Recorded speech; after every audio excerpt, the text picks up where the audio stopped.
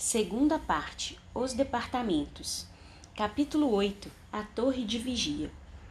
Que vos parece? Se tiver alguém 100 ovelhas, e se desgarrar uma delas, porventura não deixa as 99 nos montes, e não vai buscar aquela que se extraviou? Assim, não é da vontade de vosso Pai, que está nos céus, que pereça um destes pequeninos. Jesus Cristo, Mateus capítulo 18, versículos 12 e 14. Irmão Teócrito enviara-nos mensageiro com um honroso convite para uma assembleia na sala de audição do hospital. Ali chegando, percebemos que reduzido número de hospitalizados fora distinguido com idêntica solicitação, pois apenas integravam a assistência aqueles dentre os componentes de nossa falange que receberiam alta do tratamento a que se vinham submetendo. Não se fez esperar o nobre diretor do departamento hospitalar. Acompanhado de Romeu e de Alceste, tomava assento na cátedra de honra, ladeado por aqueles, enquanto o corpo clínico, que nos assistira durante a internação, aparecia em segundo plano em tribuna que lhes era destinada. Servindo-se da costumeira dignidade e mantendo as expressões da mais alta polidez e cordura, nunca desmentidas, o preclaro iniciado dirigiu-se aos assistentes mais ou menos nestes termos: Bem haja Deus, Criador de todas as coisas, no mais alto dos céus, meus amados irmãos e amigos, testemunhando esta reunião para a qual imploramos suas vistas de Pai e Senhor. Sincera satisfação faz que hoje nossas almas se dilatem em hosanas de agradecimento ao Mestre Magnânimo, levando-as ao júbilo do triunfo que nos é dado contemplar.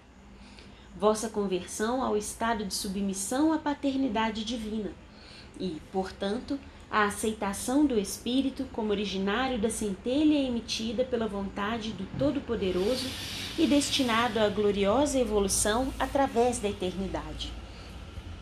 Continuais, não obstante, fracos, vacilantes e pequeninos, mas um carreiro infindável de pelejas reabilitadoras nem por isso deixará de se descortinar diante de vós através dos milênios futuros, convidando-vos ao perseverante labor do progresso para a conquista da redenção definitiva no seio amoroso do Cristo de Deus. Certos de que um Pai misericordioso, justiceiro, amantíssimo, vela dedicadamente por sua prole, pronto a estender mão protetora a fim de exalçá-la às imarcessíveis alegrias do seu reino, quem dentre vós não se sentirá encorajado, bastante animado, para o prélio compensador certo da vitória final? Quem deixará de arregimentar toda a boa vontade de que poderá dispor, a fim de todos os dias procurar elevar-se mais um grau na longa e difícil, mas não impossível, ascensão, cujo ápice é a comunhão com o Mestre bem-amado, a unidade gloriosa do seu amor? Reunimo-nos a fim de levar ao vosso conhecimento que se encerra hoje o estágio que era permitido fazerdes nesse hospital, uma vez que as condições orgânicas do vosso físico astral, obtendo sensíveis melhoras, mais nada poderiam pretender de nossa hospitalidade. Todavia, não só ainda não vos achais curados, como até permaneceis enfermos. E enfermos continuareis por muito tempo, se a vontade disciplinada e forte não se apresentar em vosso auxílio para o restabelecimento completo. Não desconhecemos os indefiníveis males, as pesadas angústias e indisposições aflitivas que em vosso íntimo estão a clamar por socorro, sem que compreendais por que vos libertamos do estágio hospitalar, quando de tantos e tantos cuidados ainda vos sentis carecedores. É que, meus caros irmãos, entrais agora em fase nova do tratamento que convenha à vossa recuperação. Tratamento esse de ordem exclusivamente moral e mental, pois a verdade é que não precisaríeis de um hospital, tampouco de cirurgiões e enfermeiros a fim de conseguirdes a recuperação do plano espiritual, se fosseis individualidades dotadas de qualidades morais elevadas, de desenvolvimento mental estribado nas virtudes do coração e no cumprimento do dever. Então, vossas vontades, conjugadas às vibrações superiores com que deveríeis harmonizar as vossas próprias vibrações, descerrariam os véus do conhecimento espiritual para o qual vossas mentes se achariam habilitadas, graças às afinidades que lhes seriam espontâneas. Ingressaríeis natural e francamente no mundo invisível, como se o fizesseis em vosso próprio lar doméstico, pátria de origem que é o invisível de todas as criaturas. Infelizmente, porém, bem sabeis que vossa vida terrena, assim como as ações que praticastes, não se padronizaram com as preclaras atitudes necessárias à aventurosa admissão de um espírito nas sociedades do mundo astral. Descurastes da nobreza dos princípios, da elevação dos fins. Deseducastes o caráter ao embate febricitante das paixões deprimentes, que na terra intoxicam a mente.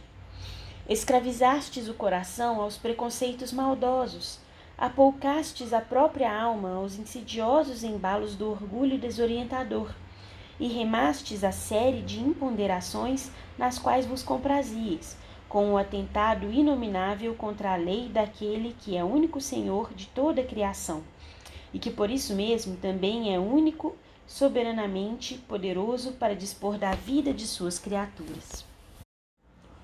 Em tão viciadas condições, jungidos a prejuízos calamitosos, nada lograríeis assimilar na espiritualidade, não fora o recurso das formas concretizadas, dos empreendimentos a que vossas mentes estavam habituadas. Convinha tolerar vossa ignorância e fraqueza mental em benefício de vosso próprio progresso.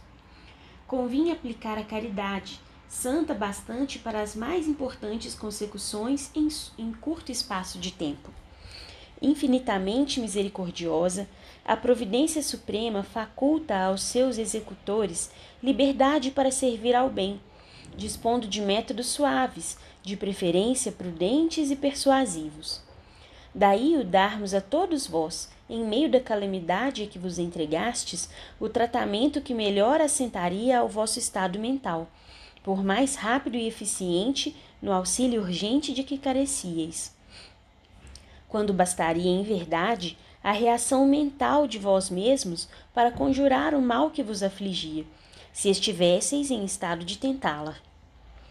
Mercê da sábia providência, hoje aqui nos reunimos para estas singelas instruções a que já podeis emprestar o valor devido. Assim é, portanto, que o que nos competia realizar em vosso benefício foi integralmente realizado, isto é, levar hábil e pacientemente vosso estado vibratório às condições de suportar desprogramação nova em vossa trajetória de espíritos delinquentes, que, por isso mesmo, muito terão a realizar. Uma vez recuperados ao estado espiritual, devereis trabalhar à prol da reabilitação.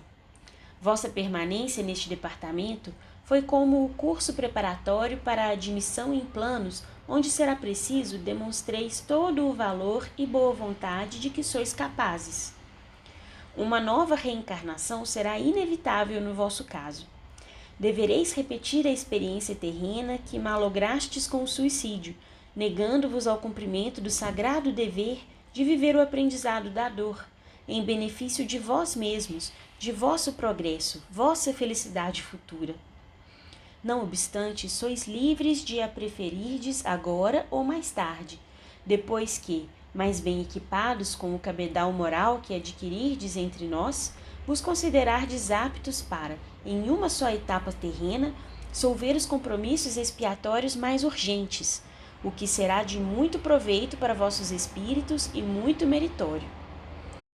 Compreendestes, certamente, que isso quer dizer que, se reencarnardes já, solvereis apenas uma pequena parcela da dívida que adquiristes. Se mais tarde, solvê-las-eis toda, porque estareis em condições favoráveis para a resistência aos embates que tão vultoso expurgo exigirá. Seria, sim, aconselhável retardardes ainda um pouco a repetição do compromisso terreno para a reparação. Enquanto isso, poderíeis, caso vos sentisseis verdadeiramente inclinados ao estudo da ciência do invisível, fazer um curso de iniciação entre nós, o que, vô-lo afiançamos, vos habilitaria sobremodo para a vitória, suavizando ainda as agruras e percalços inerentes às experiências reabilitadoras, dolorosas como são elas, como sabeis, pois o que vos ofereceríamos com tais ensinos seria justamente a ciência da vida, sob os auspícios do grande educador Jesus de Nazaré, cuja doutrina a humanidade insiste em rejeitar, desconhecendo que, rejeitando-a, é a própria felicidade, é a glória imarecível para o seu destino infindo que afasta para um futuro remoto. Essa ciência poderíeis aprendê-la na terra mesmo, porque lá existem vários elementos, sólidos e verazes, capazes de iluminar cérebros e corações, impulsionando-os para o caminho da verdade. Na grandiosa história da humanidade, rebrilham vultos eminentes, assinalados com as veras credenciais das virtudes e da sabedoria que lhes conferiram o título de instrutores, capazes de orientar os homens para os seus magníficos destinos de filhos da divindade suprema. Desceram eles das altas esferas espirituais, reencarnaram entre seus irmãos, os homens. Diminuíram-se no sacrifício do corpo carnal, a fim de servirem aos soberanos desígnios do Criador por meio do amor às criaturas menos evolvidas, as quais procuram educar e elevar, concedendo às operosidades relativas a tão sublime ideal o melhor dos esforços da boa vontade que alcandoram suas almas de missionários e instrutores. Em Jesus de Nazaré encontrareis o mais eminente desses respeitáveis vultos que perlustraram as sombrias plagas terrenas, e sob sua orientação agiram os demais, visto que até hoje nenhuma entidade que habitou a terra teve capacidade para atingir, com o pensamento remontado às origens do planeta, a época exata em que o Senhor amado recebeu das mãos do Todo-Poderoso a terra e suas humanidades para levantá-las do abismo inicial, educá-las e glorificá-las nas irradiações da luz imortal. Mas há milênios que vindes reencarnando na terra e até agora, de tão preciosos tesouros nela depositados pelas inestimáveis bondades do céu, jamais cogitastes de vos servir.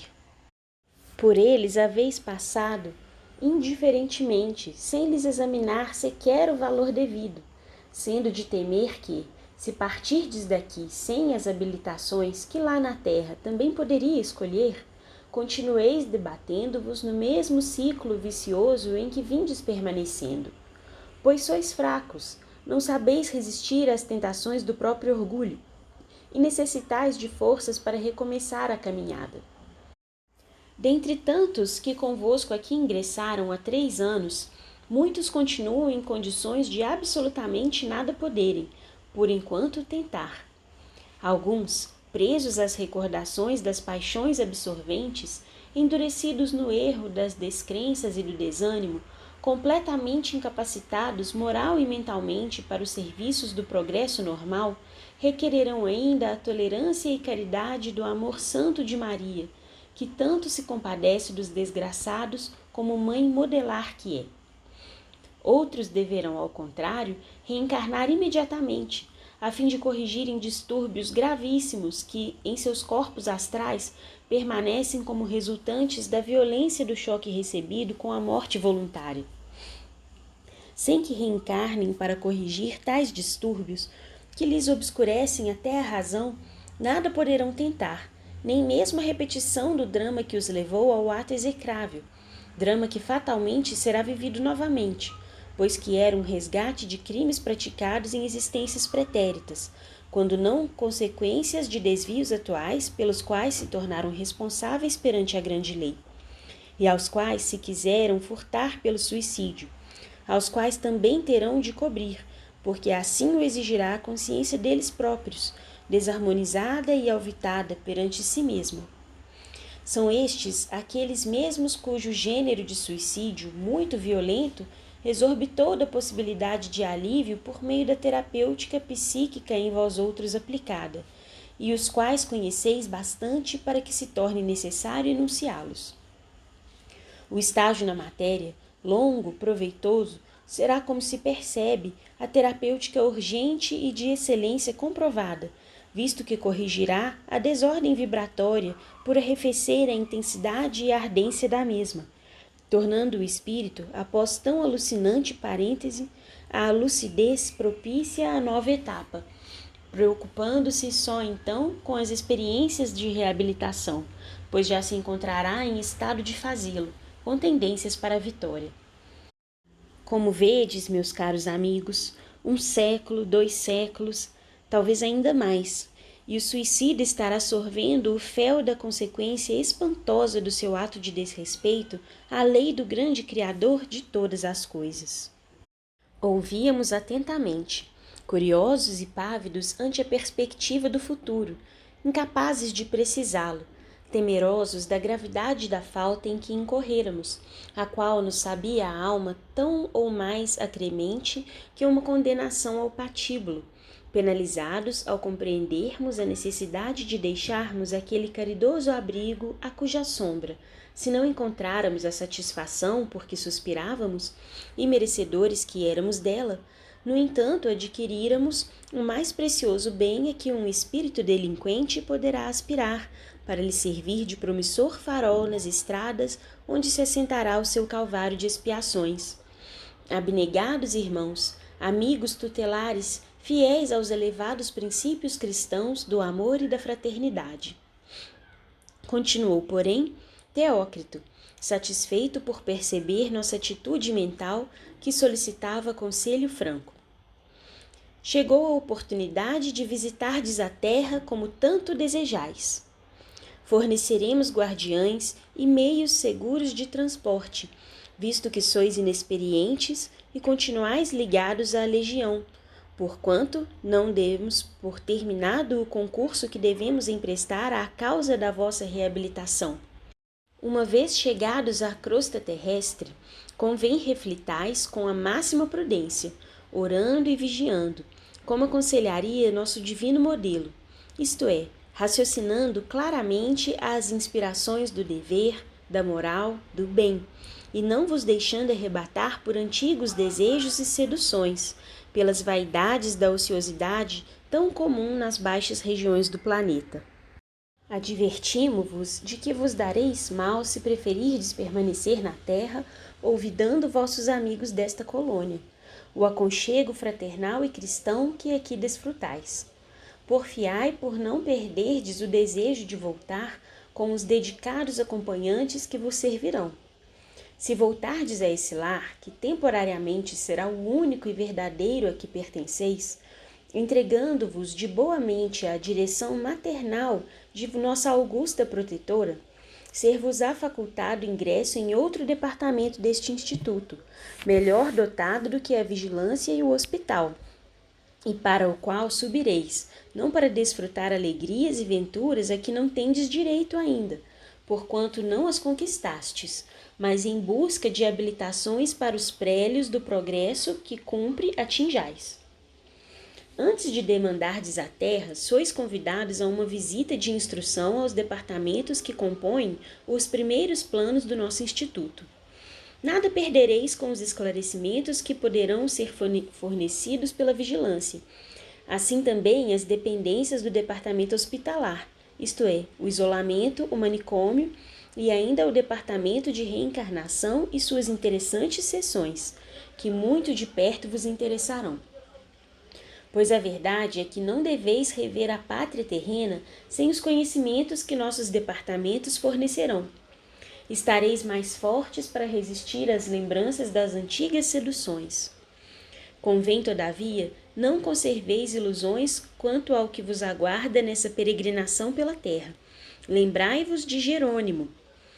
Há muitos anos já que deixastes os despojos carnais na lama do sepulcro.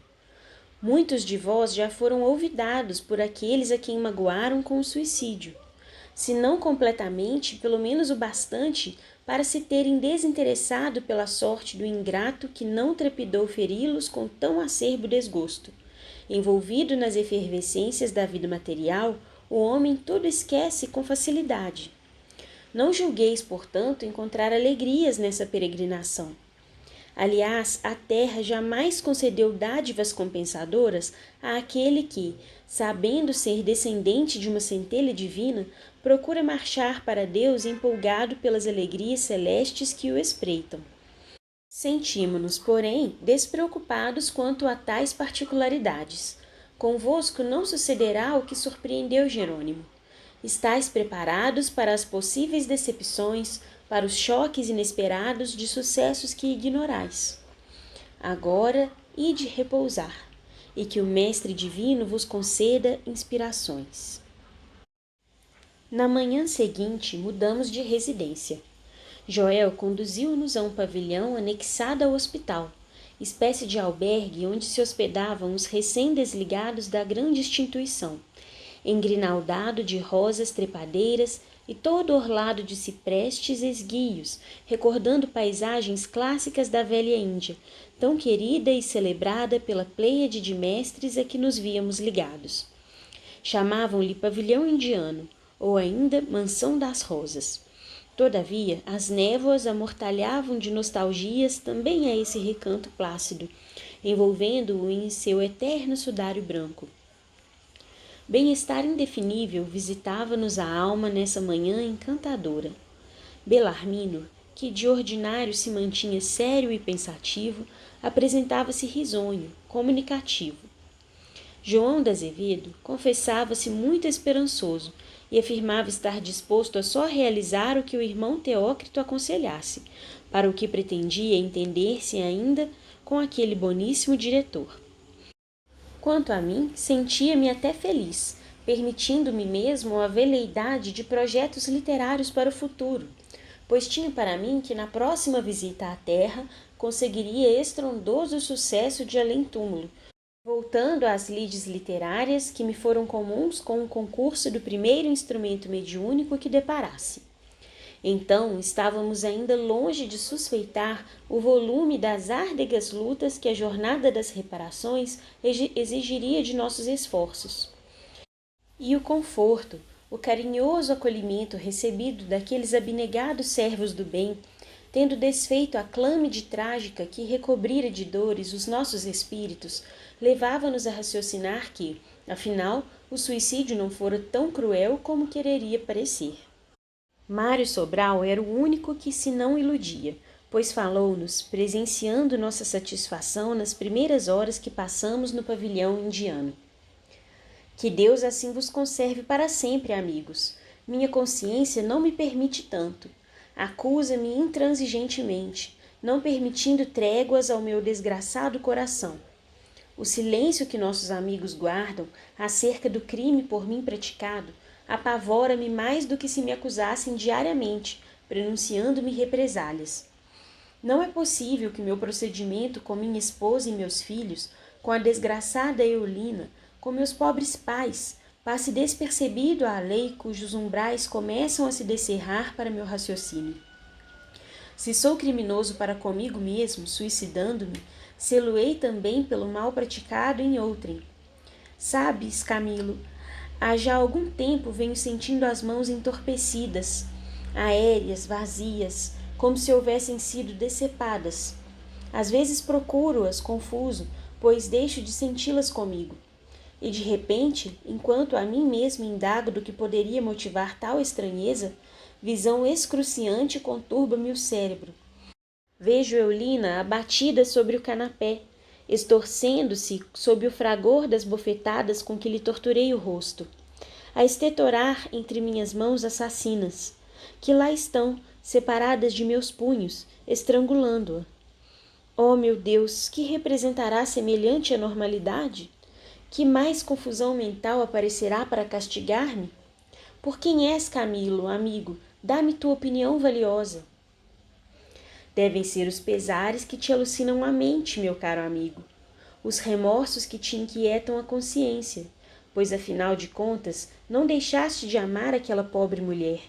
Por que não te aconselhas com o irmão Teócrito? Já o fiz, Camilo, já o fiz. E então, que te disse ele? Aconselhou-me a confiar na providência divina, que jamais abandona qualquer criatura que lhe suplique assistência.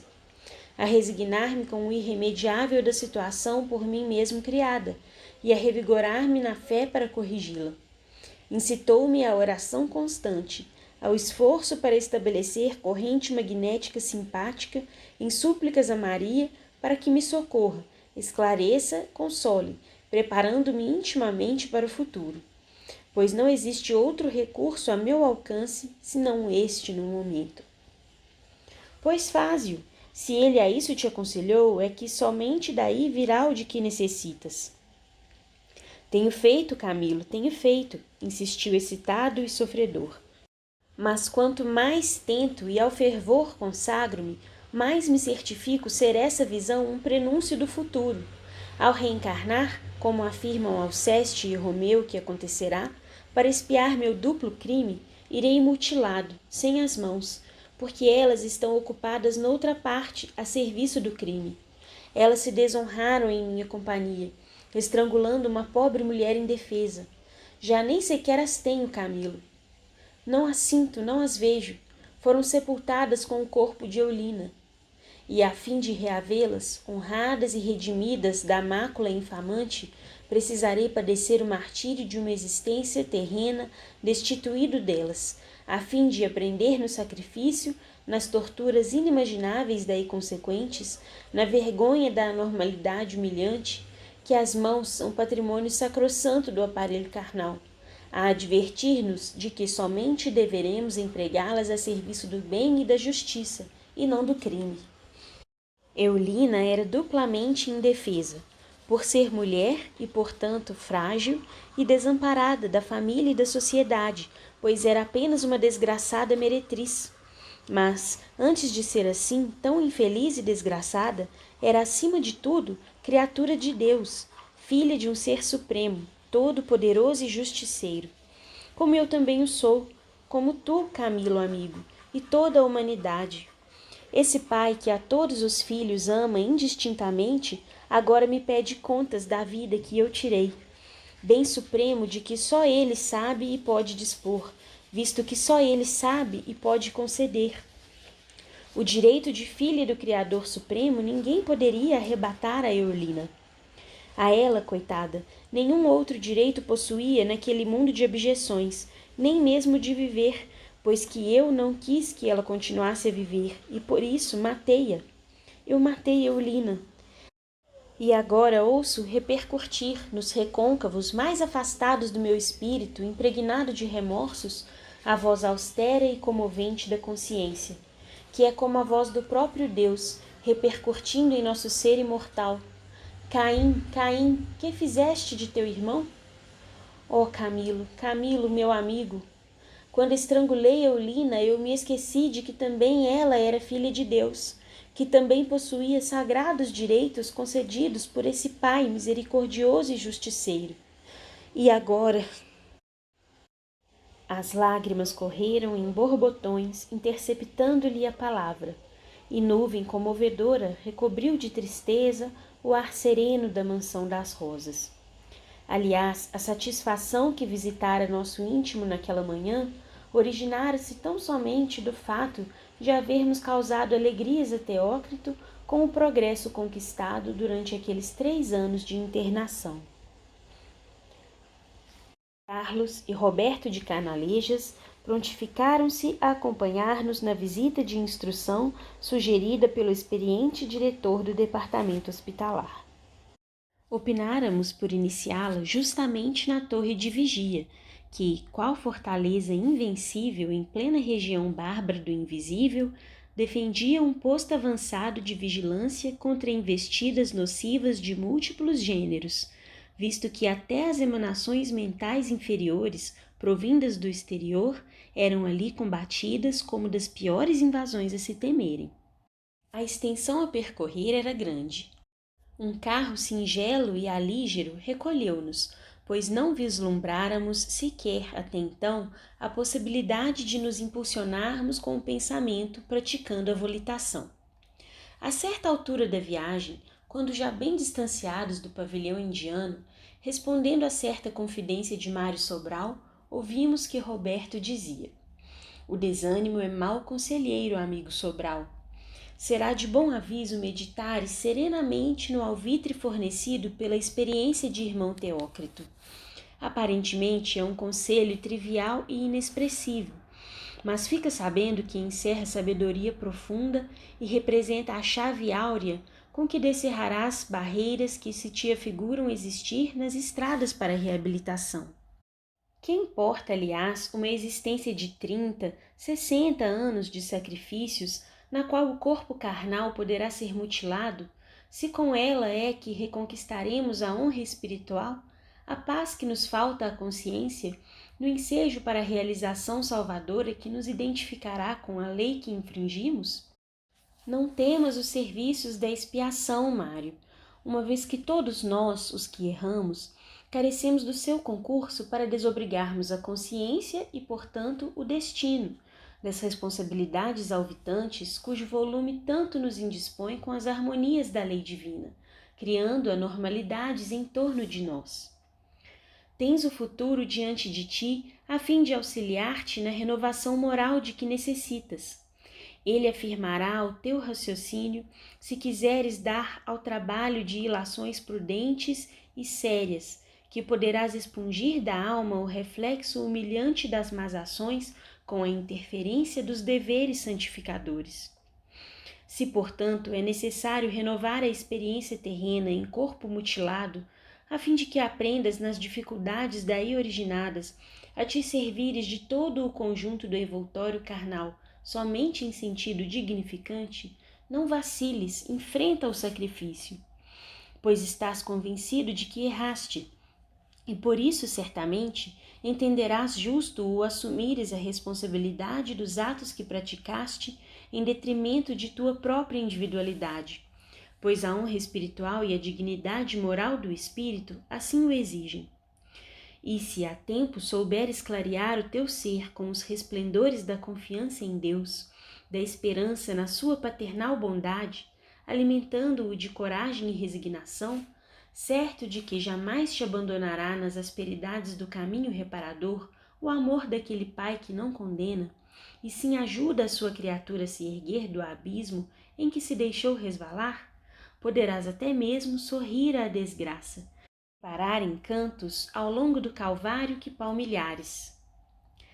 A veemência com que o jovem doutor emitira suas abalizadas advertências parecera reanimar nosso mísero comparsa, que silenciou, mostrando-se sereno o resto do dia.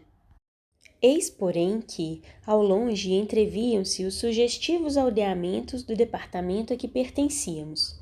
Pensativo, murmurei, sem prever que seria compreendido. Em que recanto destes encontrar-se-á o pobre Jerônimo?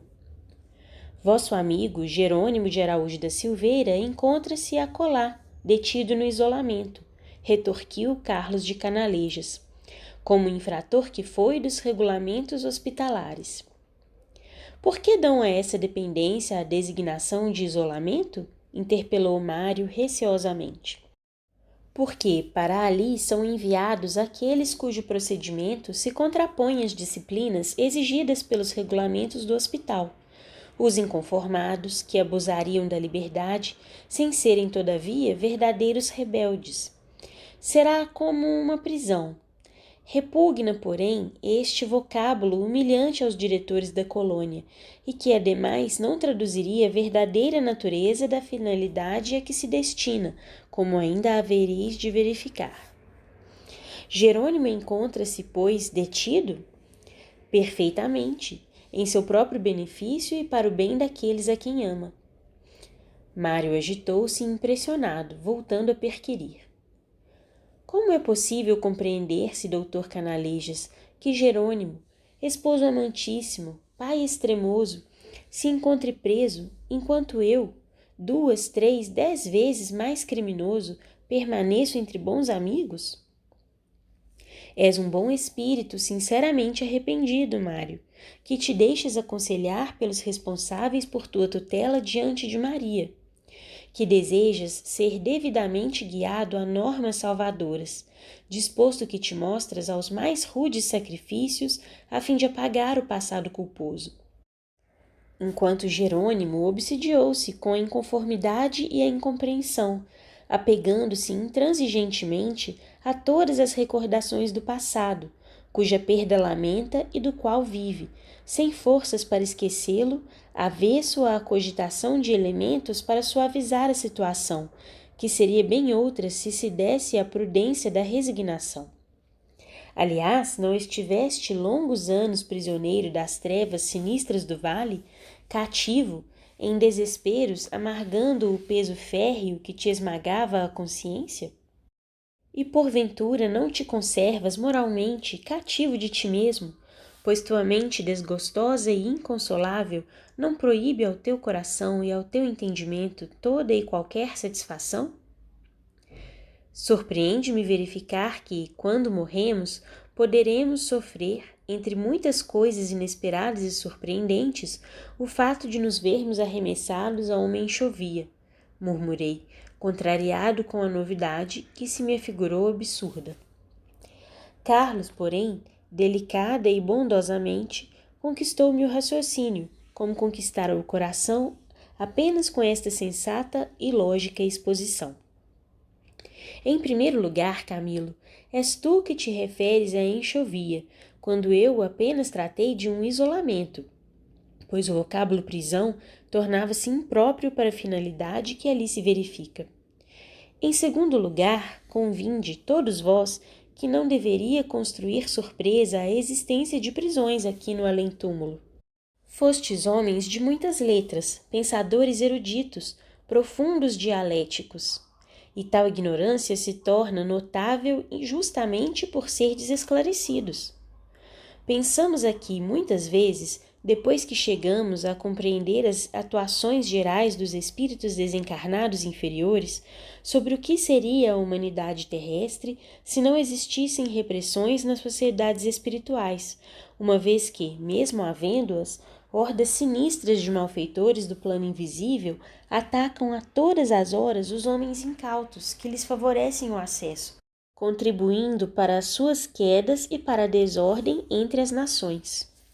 Na Terra há quem não ignore a realidade que acabais de descobrir aqui e que tanto parece desgostar-vos. Jesus referiu-se a esse importante fato várias vezes e até mesmo aventou a possibilidade de se atar o delinquente de pés e mãos. As religiões insistem em apregoar tão sombrio ensinamento e, conquanto o façam imperfeitamente, nem por isso deixam de prever por uma realidade. Por sua vez, a terceira revelação, que na Terra há já alguns anos vem apresentando extensas reportagens do mundo invisível, põe a descoberto para o entendimento de qualquer inteligência impressionantes pormenores a respeito da palpitante realidade que até mesmo os povos mais antigos aceitavam e compreendiam, na sua justa expressão, como verdades dignas de respeito. Se vos surpreendeis neste momento com a informação de que vosso amigo se encontra detido no isolamento dos rebeldes, será porque nunca vos preocupastes com assuntos realmente sérios, preferindo nortear vossos peregrinos dotes intelectuais para os declives das frivolidades improdutivas, próprias das sociedades humanas que se comprazem na ociosidade mental, na inércia do comodismo intelectual. Calei-me contrafeito, rememorando efetivamente não poucas referências que a tal respeito obtivera quando homem, por meio de leituras e estudos, mas às quais não prestara senão relativa atenção, pois, enceguecido pela vaidade de supor-me sábio, prudente e lógico, considerava as filosofias religiosas em geral fontes suspeitíssimas do interesse coletivo que as ideara, reservando respeitosas deferências apenas para os santos evangelhos, os quais reputava excelentes códigos de moral e fraternidade, estatuídos, com efeito, por um homem superior que se apresentaria como o padrão modelo da humanidade, porém excessivamente místico para poder ser imitado por criaturas em choques perenes com esmagadores obstáculos. Tanto que, para o meu doentio entendimento, virulado pela ignorância presunçosa, que, fora do próprio âmbito azedado pelo orgulho, só trevas pode deparar, falira ele próprio na prática das normas áureas que expusera, pois deixara-se vencer num patíbulo infamante, enquanto a humanidade continuara resvalando para a sequência de insondáveis abismos. Canalejas, porém, continuou, atraindo-nos com a conversação. Ademais, por que não existiria deste lado da vida prisões e rigores, se há cá maior percentagem de delinquentes do que do lado de lá? Pois grandes erros existem, cometidos pelos homens, contra os quais não há penalidades estatuídas na jurisdição humana, mas os quais, sobremodo, pesam nos incorruptíveis estatutos da justiça de além-túmulo. Outro sim, quantos crimes deixam de receber corretivos na terra, não obstante haver para eles penalidades na mesma jurisdição terrena? Ou pensais poderia o homem viver à revelia da justiça ao sabor das próprias inconveniências? Porventura julgais que a morte transforme em bem-aventurados a quantos se excederam na prática de desatinos no mundo material? Enganais-vos! O homem que viveu como ímpio, desafiando diariamente as leis divinas com atos desarmoniosos em desfavor de si mesmo, do próximo e da sociedade, em chocante desrespeito ao futuro espiritual que o aguarda, entrará como ímpio, como réu que é no mundo das realidades, onde será punido pelas consequências lógicas e irremediáveis das causas que criou. Daí, o que vedes aqui ou em outras regiões em que prolifere o elemento espiritual inferior, e também no próprio cenário terreno, porquanto a terra oferece à jurisdição divina campos vastíssimos para o exercício das penalidades necessárias aos seus réus. Acúmulo de sofrimentos, lutas árduas, incontáveis, no sentido de apagar das consciências culpadas os fogos dos remorsos alucinadores. E como nas estâncias sombrias do invisível só ingressam espíritos criminosos a se julgarem ainda homens, voluntariosos e prepotentes, querendo continuar a agir em prejuízo do próximo e de si mesmo, a necessidade de rigores se impõe, como nas sociedades terrenas sucede com aqueles que infringem as leis humanas, pois é bom saibais que as organizações terrestres são cópias imperfeitas das instituições modelares da espiritualidade. Deslizava o veículo, já se aproximando da meta para a qual nos dirigíamos. Caiu o silêncio em torno de nós, conservando-nos todos pensativos com o que acabáramos de ouvir. Tão simples, tão real se apresentava aquele mundo astral que sua mesma realidade, sua impressionante simplicidade, contribuía para a confusão de nos julgarmos homens quando éramos espíritos. A torre de vigia desenhava-se como incrustada nas camadas acinzentadas da cerração, trazendo à lembrança antigas fortalezas da Europa. Majestosa e sugestiva, infundiria respeito, se não pavor, ao transeunte das vias do invisível que lhe desconhecesse a finalidade. Acompanhados dos guias que levávamos, obtivemos passagem livre em seus pórticos. Comoção penosa precipitou vibrações de angústias em nosso ser, acovardado pelas recordações dos dissabores suportados, pois dir-se-ia que aquele ambiente pesado e sombrio falava à nossa alma dos dramas vividos nas penumbras do Vale Sinistro.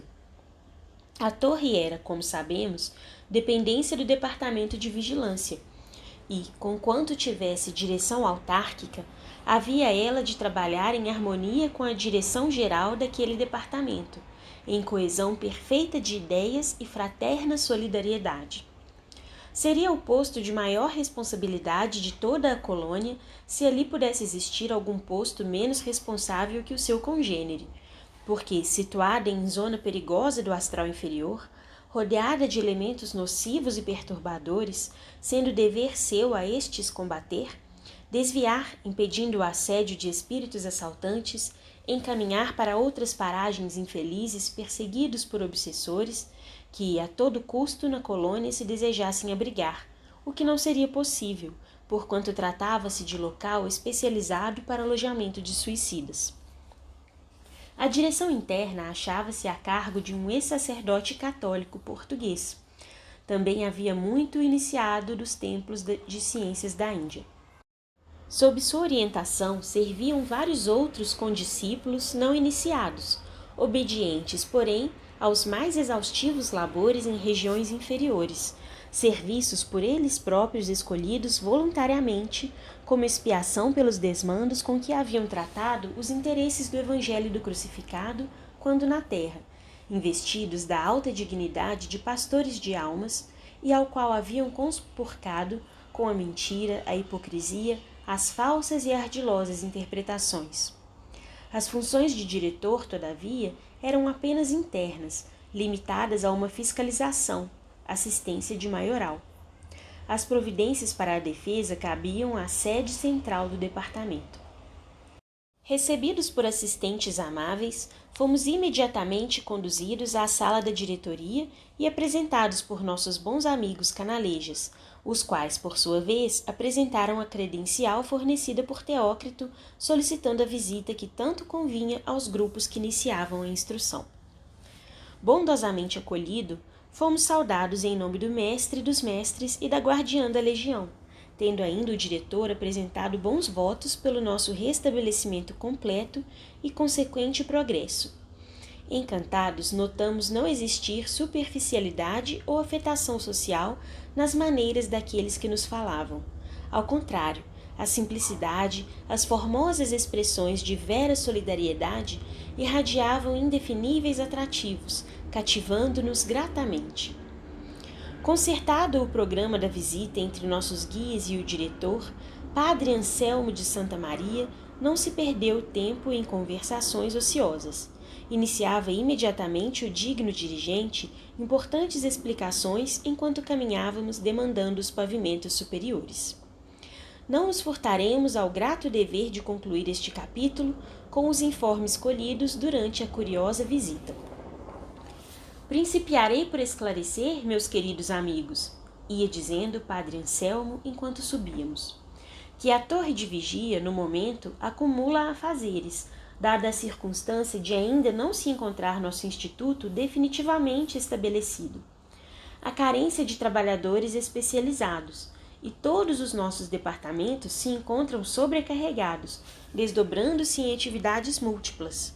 Nós, por exemplo, os da torre, atendemos a casos tão variados quanto espinhosos, como vereis, diferentes mesmo da especialidade de que só deveríamos tratar.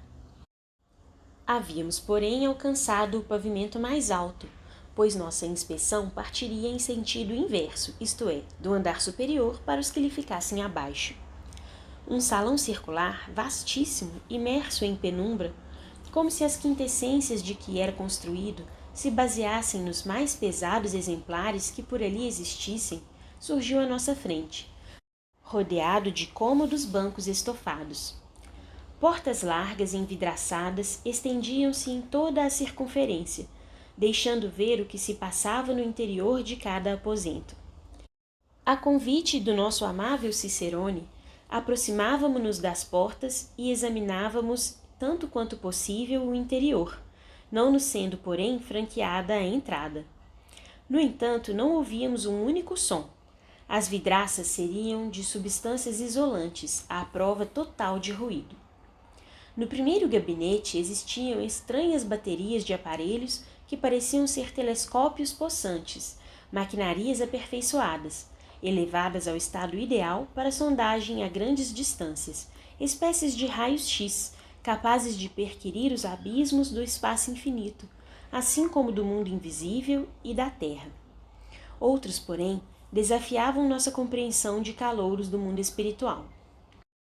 No segundo gabinete, telas luminosas colossais, das quais as existentes nas enfermarias do hospital pareciam graciosas miniaturas, indicavam haver necessidade, ali também, de retratarem-se acontecimentos e cenas ocorridos a imensuráveis distâncias, tornando-os presentes aos técnicos e observadores, para tanto credenciados, a fim de serem devidamente estudados e examinados.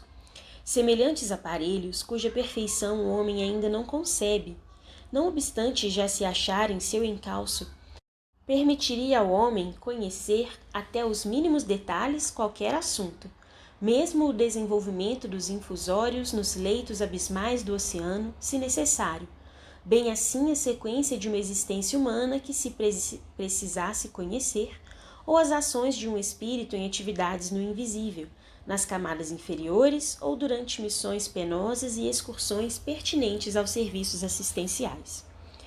Todavia, os regulamentos rigorosamente observados rezavam sua utilização apenas em casos verdadeiramente necessários. Existia, porém, ainda um terceiro, o maior de todos, pois ocupava todo um andar da majestosa torre, parecendo tratar-se antes de uma oficina, por assim dizer, mecânica, onde os operários seriam eminentes vultos da ciência.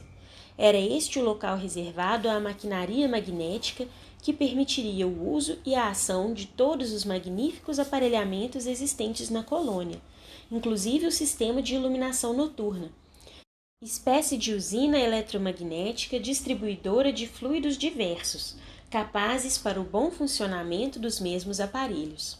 E em todos os compartimentos, uma azáfama sem interrupções, labor incessante e árduo, quiçá exaustivo. Muitas damas figuravam no quadro de funcionários que em tais dependências víamos desenvolvendo meritórias atividades. Pareciam figuras aladas, indo e vindo em silêncio, sérias e atentas, envolvidas em belos vestuários brancos, tão alvos que se diriam lucilantes, particularidade que nos despertou a atenção, fazendo supor à nossa incapacidade tratar-se de uniformes para uso interno, quando em verdade nada mais era senão o padrão do bom estado vibratório de suas mentes. Esforçavam-se por diminuí-lo, num local incompatível com suas verdadeiras expansões.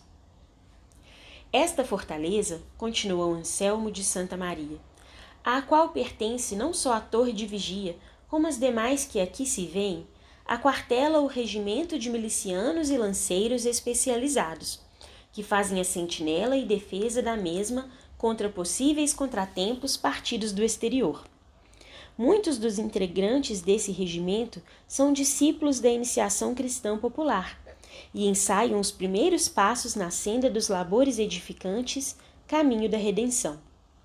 Alguns foram também suicidas, que agora experimentam conosco a reparação de antigos deslizes. Outros, no entanto, saíram da mais negra impiedade, pois foram, além de suicidas, temíveis obsessores, e seus delitos, os crimes que praticaram durante tão lastimáveis ofícios, são bem fáceis de avaliar. Todos eles, porém, são tratados pela direção da colônia com desvelado amor e caridade cristã, à qual se acham afetos os trabalhos de auxílio à sua reeducação. Sobre os últimos, isto é, os obsessores, existem mesmo recomendações especiais provindas de mais alto, visto que a insigne guardiã da legião deseja vê-los o mais cedo possível integrados nas hostes dos verdadeiros conversos da doutrina do amado Filho, na legião dos trabalhadores devotados da causa magnânima do Mestre dos Mestres. Assim sendo, além dos trabalhos que desempenham e também fazem parte da instrução que lhes é devida, todos estudam, aprendem com seus instrutores noções indispensáveis do amor, da justiça, do dever, do bem legítimo. Habilitam-se na moral do Cristo de Deus, no respeito devido ao Todo-Poderoso, até que tornem a reencarnação para os testemunhos decisivos. Não obstante, muitos já venceram as primeiras etapas dos testemunhos indispensáveis, isto é, voltaram já das terríveis reencarnações expiatórias, continuando aqui a instrução para progressos futuros.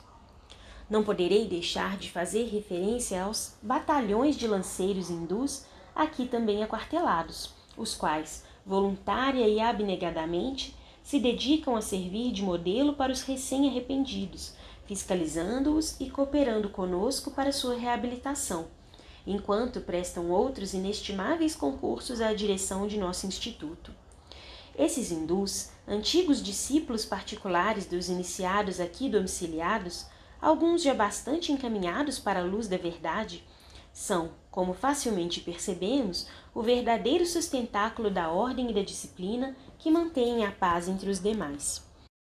Nossa vigilância há de ser incansável, rigorosa, minuciosa, dada a zona de desordens em que se encontra situada nossa estância, avizinhando-se da terra e desta recebendo seus múltiplos reflexos perturbadores, das gargantas sinistras, onde se localiza o vale no qual aglomeramos nossos futuros hóspedes, das regiões inferiores, onde prolifera o elemento maldoso proveniente das sociedades terrenas, e das estradas por onde perambulam hordas endurecidas no mal, cuja preocupação é seduzir, bandeando para suas hostes espíritos incautos e inexperientes como vós. Tudo isso sem nomear as ondas malignas invisíveis de fluidos e emanações mentais que sobem da terra, engrossando as do invisível inferior, e às quais desta torre damos caça como faríamos a micróbios endêmicos de peste. Por meio dos aparelhamentos que vedes, estamos em ligação permanente com os sucessos desenrolados no Vale dos Suicidas. Graças a eles, permanecemos presentes ao que ali ocorre, de tudo sabemos e tudo ouvimos.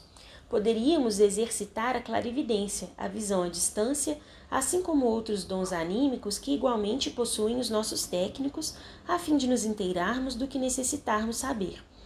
Pois temos, mesmo na torre, funcionários capazes de tão vultuoso quão melindroso serviço, como aquelas operosas irmãs que acolá observamos atentas no cumprimento do dever. Preferimos, porém, geralmente, os aparelhos, porque seria sacrificar demasiadamente, sem necessidade, tão preciosas faculdades anímicas num local heterogêneo como este, carregado de influências pesadas, que delas exigiriam grande dispêndio de energias preciosas, esforços supremos, quando o aparelhamento de que dispomos realiza o mesmo serviço sem exigências vultuosas de ordem mental. Por muito desgraçados, pois, que sejam os galés do vale, ou os transviados que se aprazem no mal e cujo raio de ação se encontre no caminho de nossas atividades, jamais se acharão desamparados, pois os servos de Maria velam por eles, com o auxílio destes magníficos aparelhos de visão e comunicação, e os socorrem no momento oportuno, isto é, desde que eles mesmos estejam em condições de serem socorridos, transportados para outro local. Mas existe uma como fatalidade a extrair-se do ato mesmo do suicídio, contra suas atribuladas presas, a qual impede sejam estas socorridas com a presteza que seria de esperar da caridade própria dos obreiros da fraternidade. É o não se encontrarem elas radicalmente desligadas dos liames que as atêm ao envoltório carnal, isto é, o se conservarem semi-encarnadas ou semi-desencarnadas, como quiserdes. As potências vitais que a natureza divina imprimiu em todos os gêneros da criação, e em particular no ser humano, agem sobre o suicida com todas as energias da sua grandiosa e sutil atividade. E isso graças à natureza semimaterial do corpo astral que possui, além do envoltório material. Viverá ele, assim, da vida animal ainda por muito tempo, a despeito mesmo, em vários casos, da desorganização do corpo de carne. Palpitarão nele, com pujança impressionante, as atrações vivíssimas da sua qualidade humana, até que as reservas vitais, fornecidas para o período completo do compromisso da existência, se esgotem por haver atingido a época prevista pela lei da desencarnação. Em tão anormal quanto deplorável situação, permanecerá o suicida sem que nada possamos fazer a fim de socorrê-lo, apesar da nossa boa vontade. 21. Nota da médium. A excelsa misericórdia encaminha, geralmente, tais casos tidos como os mais graves a reencarnações imediatas em que o delinquente completará o tempo que lhe faltava para o término da existência que cortou. Conquanto muito dolorosas, mesmo anormais, tais reencarnações serão preferíveis às desesperações de além-túmulo, evitando, ademais, grande perda de tempo ao paciente. Veremos então homens deformados, mudos, surdos, débeis mentais, idiotas ou tardos de nascença, etc. É um caso de vibrações tão somente.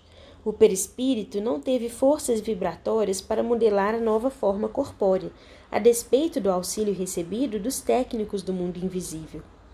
Assim, concluirão o tempo que lhes faltava para o compromisso da existência prematuramente cortada, corrigirão os distúrbios vibratórios e, logicamente, sentir-se-ão aliviados. Trata-se de uma terapêutica, nada mais, recursos extremos exigidos pela calamidade da situação. É o único, aliás, para os casos em que a vida interrompida devera ser longa. Ó vós que ledes essas páginas, quando encontrardes pelas ruas um irmão vosso assim anormalizado, não vos pejeis de orar em presença dele. Vossas vibrações harmoniosas serão também excelente terapêutica. Fim da nota. Isso, meus filhos, assim é que é, e vós, mais do que ninguém, o sabeis. É de lei rigorosa, incorruptível, irremediável, porque perfeita e sábia.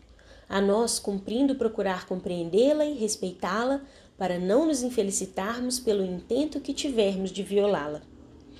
Daí a calamidade que sobrevém aos suicidas e a impossibilidade de abreviarmos os males que os afligem. O que lhes sucede é um efeito natural da causa por eles próprios criada, pois se colocaram na melindrosa situação de só o tempo poder auxiliá-los. O que em benefício deles podemos tentar, nós o tentamos sem medir sacrifícios. É de quando em vez, ou melhor, em ocasião justa e adequada, organizarmos expedições de missionários voluntários que até seu inferno desçam a fim de encaminhá-los para esta instituição, onde são asilados e devidamente orientados para o respeito a Deus, de quem não se lembraram jamais quando homens. É nos reunirmos para o cultivo de orações diárias em seu benefício, irradiando centelhas benéficas de nossas vibrações em torno de suas mentes superexcitadas, procurando abrandar as ardências dos sofrimentos que experimentam com suaves intuições de esperança.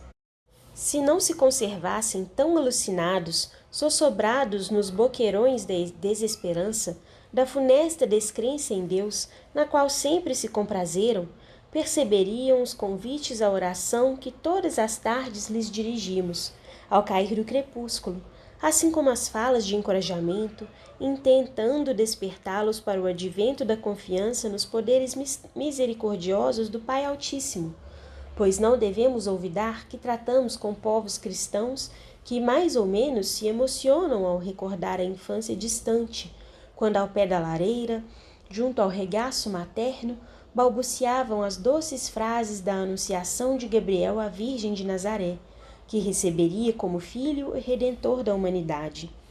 E nos vemos na preocupação de lançar mão de todos os recursos lícitos para, de algum modo, enxugar as lágrimas desses míseros descrentes que se precipitaram em tão pavoroso abismo. Sempre que um condenado tiver extinguido ou mesmo aliviado o carregamento de vitalidade animalizada, esteja ele sinceramente arrependido ou não, avisaremos o serviço de socorro da vigilância, o qual partirá imediatamente ao seu encontro, trazendo-o para a guarda da legião. Então, tal seja a sua condição moral, arrependido, revoltado, endurecido, será encaminhado por aquele departamento ao local que lhe competir, conforme já sabeis, o hospital, o isolamento, o manicômio e até para estas torres, pois, como dissemos, em virtude de ainda não nos acharmos devidamente instalados, acumulamos afazeres, mantendo aqui mesmo postos auxiliares para custodiar grandes criminosos, dos quais seja caçada a liberdade por demasiada permanência nas vias do erro, isto é, suicidas obsessores.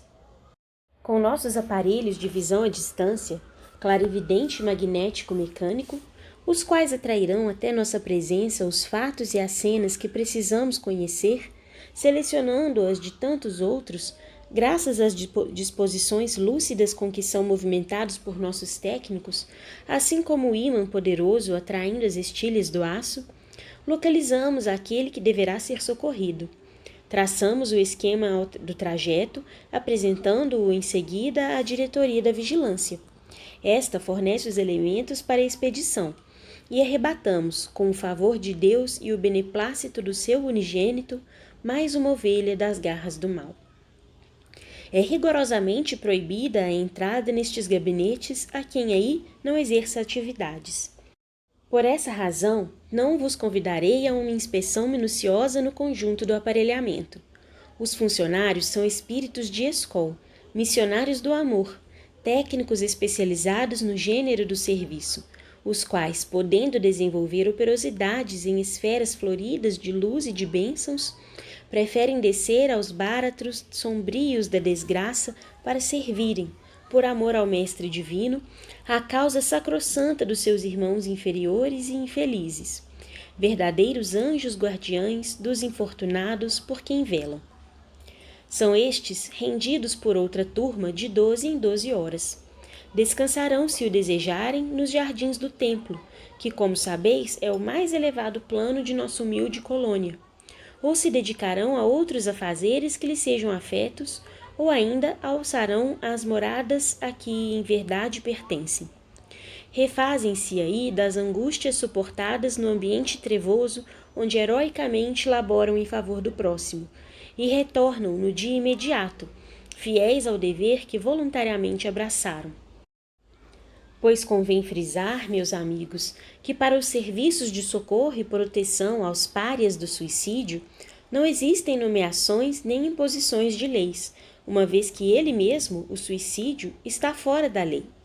São tarefas, portanto, realizadas por voluntários, florescência sagrada dos sentimentos de caridade e abnegação daqueles que desejam exercê-las por amor às doutrinas imaculadas do Cordeiro de Deus, daquele modelo divino que fez da caridade a virtude por excelência, uma vez que a lei facultadora do direito de exercê-la confere o exercício de todo o bem possível em favor dos que sofrem. Admira-me ver personagens tão altamente prendadas, desdobrando-se em locais e labores tão pouco agradáveis, observou Belarmino, com a azeda impertinência de quem na terra levou vida afidalgada, de capitalista ocioso, para quem serão desdouro os trabalhos árduos, as lides contínuas do dever. Não existiriam na legião funcionários espiritualmente menos evoluídos, mais concordes, portanto, com a natureza do ambiente e dos exaustivos desempenhos nele decorridos? Certamente sofreriam menos, visto que possuiriam menor grau de sensibilidade. Riu-se Anselmo com bonomia e simpatia, redarguindo. Bem se vê, irmão Belarmino, que desconheceis a delicadeza e a profundidade dos assuntos espirituais, cuja intensidade não é sequer suspeitada no globo terrestre.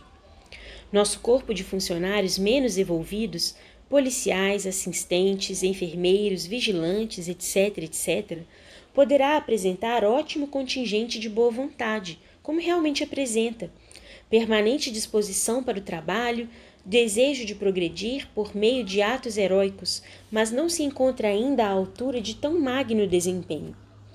Somente um espírito dotado de cândidas virtudes e experimentado saber poderia distinguir nos meandros do caráter complexo de um infrator como o suicida as verdadeiras predisposições para o arrependimento.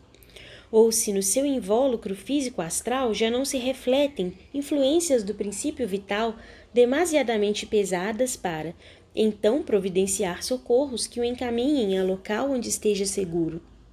Só um técnico, investido de extensos conhecimentos psíquicos, saberia extrair da memória profunda de um desses réus, martirizados pelos sofrimentos, o pretérito de suas existências, retrocedendo com ele pelas vias do passado, revendo-lhe a história vivida na terra, para daí, formando-lhe a biografia, estudar a causa que o impeliu ao fracasso, orientando destarte o programa reeducativo que no Instituto será aplicado, pois é com os apontamentos fornecidos pelos técnicos dos departamentos da vigilância e do hospital que os padecentes admitidos na colônia serão classificados e encaminhados para os vários postos de recuperação de que dispomos, os quais se estendem até mesmo às paragens terrenas, por meio dos serviços reencarnatórios. Só mesmo um ser abnegado, bastante envolvido na posse de si mesmo, poderia contemplar, sem se horrorizar até a loucura, as localidades inferiores onde a degradação e a dor atingem a culminância do mal, comparado às quais o vale onde estivestes pareceria confortador. Por exemplo, existem almas de suicidas que não chegam a ingressar no vale por vias naturais. Ingressar ali já será estar o delinquente mais ou menos amparado, porque estará sob nossa assistência e vigilância, embora oculta, registrado nos assentamentos da colônia como candidato à futura hospitalização.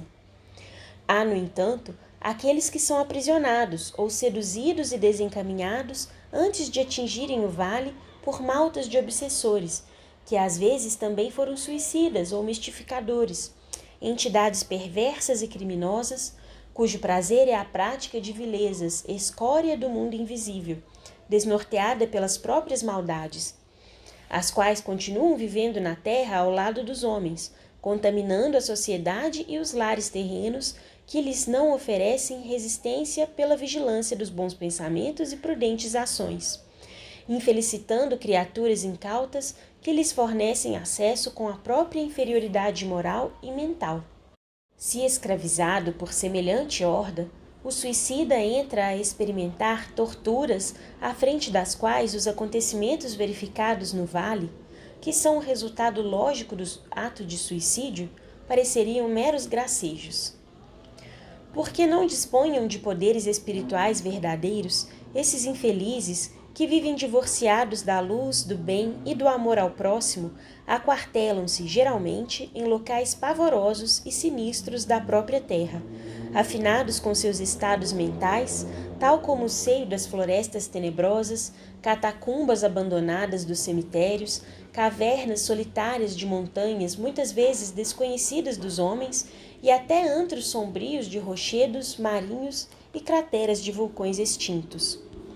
Hipócritas e mentirosos fazem crer às suas vítimas serem tais regiões obras suas, construídas pelo poder de suas capacidades, pois invejam as colônias regeneradoras dirigidas pelas entidades iluminadas e, aprisionando-as, torturam-nas por todas as formas, desde a aplicação de maus tratos físicos e da obscenidade, até a criação da loucura para suas mentes já incendiadas pela profundidade dos sofrimentos que lhes eram pessoais.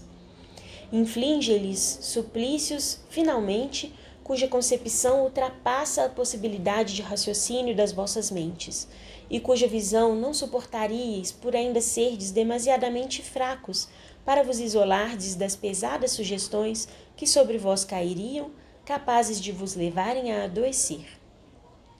Mas, aos trabalhadores especializados, iluminados por um excelente progresso, nada afeta.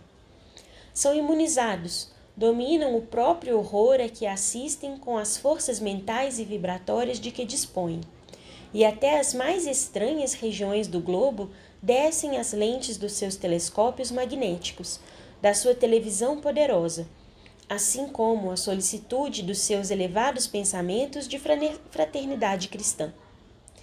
E vão à procura da alma superatribulada dos desgraçados que se viram duplamente desviados da rota lógica do destino, pelo próprio ato do suicídio e pela afinidade inferior que os arrastou à junção com o elemento da mais baixa espécie existente no invisível. Encontram-nos, às vezes, depois de pesquisas perseverantes e exaustivas. Nem sempre, porém, ao localizá-las, e disso informando a direção da vigilância, a qual, por sua vez, se entende com a direção geral do Instituto, poderemos arrebatá-las imediatamente. Será necessário traçar um plano para o resgate, um programa definido, bem delineado, com o concurso de outras falanges, às vezes muito inferiores à nossa, em capacidade e moral, mas conhecedoras do terreno áspero e trevoso em que seremos chamados a operar. Desmarchais, nota. Ação realizada com empenho e diligência, esforço e providência. Fim da nota. Embaixadas, negociações, empenhos e até truques, batalhas ríspidas, em que a espada não será chamada a intervir, é certo, mas em que a paciência, a tolerância, o interesse do bem, a energia moral, a coragem para o trabalho, usados pelos libertadores, causariam admiração e respeito pelo heroísmo de que oferecem testemunho. Não raro descem estes aos locais satânicos onde a alma cativa se estorce, flagelada pelos verdugos que a desejam adaptar aos próprios costumes. Imiscuem-se com a horda. submetem-se à dramática necessidade de se deixarem passar, muitas vezes, por sequazes das trevas. Invariavelmente sofrem em tais ocasiões esses abnegados obreiros do amor. Derramam lágrimas amargurosas, fiéis, porém, aos sacrossantos compromissos para com a causa redentora a que se consagraram. Mas não vacilam no posto de missionários a que se comprometeram com o divino modelo que se sacrificou pela humanidade, e prosseguem, enérgicos e heróicos, nos serviços a bem de seus irmãos menores. E, finalmente, após lutas inimagináveis, arrecadam os sofredores que, no tempo devido, não se encaminharam para o vale. Entregam-nos, como de direito, à vigilância, que, por sua vez, os dirige para o local conveniente, geralmente para o manicômio, pois os desgraçados saem enlouquecidos, com efeito, das teias obsessoras em que se deixaram enredar. E o que é sumamente importante, arrebanham também os próprios obsessores, os algozes, os quais mais não são do que espíritos audaciosos, de homens malvados que viveram envolvidos nas trevas do crime, apartados de Deus. Se, além de obsessores, são também suicidas, nossa colônia poderá retê-los. Hospedamo-los, no entanto, aqui mesmo na vigilância, em local apropriado desta fortaleza, pois, não possuindo eles afinidades para nenhum outro plano melhor que este, são, ademais, considerados elementos perigosos e indesejáveis em dependências onde se opera o alevantamento da moral de outros delinquentes já predispostos ao bem. Mantemo-los sob severa custódia, procurando, tanto quanto possível, ministrar-lhes forças e meios para se reeducarem e reabilitarem. Daqui não se elevarão a planos mais rarefeitos e confortadores, sem que primeiramente hajam tornado à nova existência carnal, a fim de se despojarem do peso dos crimes mais revoltantes que cometeram, pois suas condições morais e mentais, excessivamente prejudicadas, lhes interceptam maiores possibilidades. A instrução deles limitar-se-á a pequeno aprendizado para benefício de si mesmos, noções das leis fraternas expostas no Evangelho do Senhor e a labores regeneradores exercidos nos palcos da terra, sob a direção de assistentes rigorosos, ou, em nosso regimento de milicianos, em que mentores especializados no gênero e alusão à prática de serviços nobilitantes, em oposição ao muito mal que praticaram no passado. Como milicianos, darão caça a outras ordens obsessoras que conheçam, indicando-nos antros maléficos que sabem existir aqui e além, prestando assim concurso valioso à nossa causa, o que muito será levado em conta na programação das expiações a que se obrigaram. Se tratar, no entanto, de elementos simplesmente perversos, não suicidas, não nos será permitido asilá-los. Todavia, nosso serviço de socorro encaminhá-los-á aos postos de abrigo existentes nas zonas de transição, um pouco por toda a parte, espécie de postos policiais do invisível. E uma vez aí, terão o destino que melhor convier à sua triste condição de espíritos inferiores. Destino concorde, não obstante, com as leis da afinidade, da justiça e da fraternidade. Seguiu-se curto silêncio. Estávamos suspensos, surpresos com o inesperado da exposição que nos faziam, a qual, em verdade, valia por uma aula de elevada erudição. Anselmo de Santa Maria fitou docemente o olhar em nossos semblantes preocupados pela atenção despertada por sua palavra, e murmurou, como se estendesse o pensamento através das flóreas estradas perfumadas pela essência incomparável do Evangelho do Magnânimo Educador. Sim, meus filhos, assim é que fatalmente teria de acontecer, pois o próprio Nazareno afirmou que o bom pastor deixa o rebanho obediente, amparado em seu redil, e parte em busca da ovelha transviada, só descansando após reconduzi-la, salva dos perigos que a cercavam. E acrescentou, para a justiça e glória dos nossos esforços em cooperar com ele: das ovelhas que meu Pai me confiou, nenhuma se perderá. Fim do capítulo.